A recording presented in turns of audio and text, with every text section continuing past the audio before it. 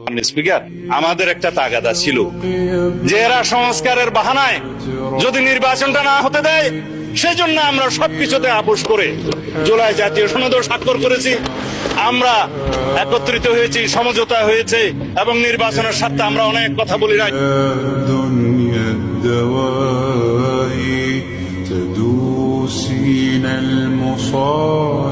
আপনাদের সকলকে অনুরোধ করব যে ধানের শীষে যেমন সিলটা দিবেন 12 তারিখে, একই সাথে আপনাকে যে দ্বিতীয় ব্যালট পেপারটি দিবে হ্যাঁ এবং না, সেখানে হায়ের পক্ষে দয়া করে আপনারা রায় দিবেন।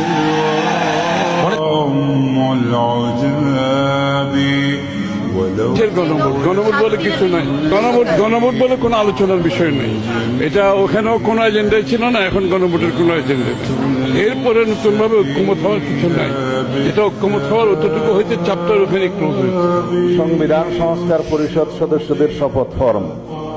আমরা কেউ সংবিধান সংস্কার পরিষদের সদস্য হিসেবে নির্বাচিত হইনি এবং সংবিধানে এটা এখনো ধারণ করা হয়নি।